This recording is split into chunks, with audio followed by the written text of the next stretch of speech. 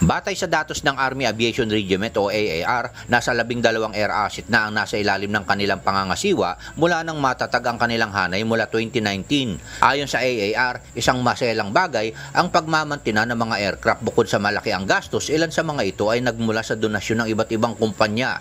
Sa pagbisita ni Lieutenant General Roy Galido, ang Commanding General ng Philippine Army sa ginanap na 5th Activation Anniversary ng Army Aviation Regiment sa Fort Ramon Magsaysay sa Nueva Ecija netong Biyernes, July 5, inihayag ng General ang hamon na kanilang kinakaharap.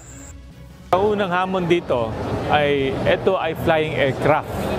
Hindi katulad dun sa sasakyan na pag huminto, nasira, ipaparada mo. So ang maintenance aspect nito ang pinakahamon.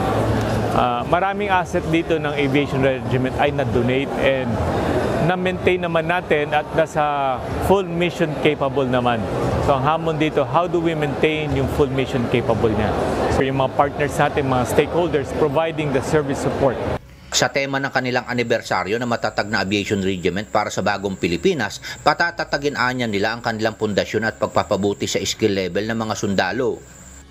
Para maging matatag ang isang tao, dapat healthy, malakas, at suportado ng pamilya. Kasi tatlong bagay yon na may diferensya, sigurado, maski kayo, hindi kayo magiging matatag. So pag matatag isang sundalo, yung unit niya magiging matatag yan.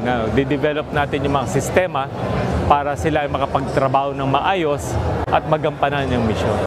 Ayon pa sa pamunuan, may mga pagkakataon na dumarating na kinukulang pa sa air transport dahil sa kinakailangang mabigyan ng medical treatment sa iba't ibang lugar, kaya plano nila ngayong taon na bumili pa ng isang rotary helicopter para sa medical transport. Tampok sa kanilang ikalimang anibersaryo ang iba't ibang uri ng latest model ng mga rescue equipment, kabilang narito ang paggamit ng advanced monitoring capabilities, aspirator, electrical mechanical ventilator, cardiac monitor at auto resuscitation system na hindi na nangangailangan ng mano-manong cardiopulmonary resuscitation o CPR. Marami na siyang pwedeng paggamitan. Ang kagandahan po neto, sir, hindi lang po aeromedical team is for response lang po or pag-rescue, pagkuha ng pasyente.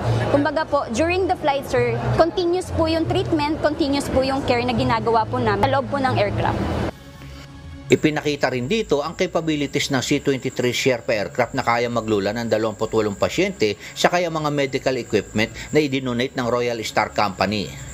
Danny Munar, humahataw sa balita ngayon.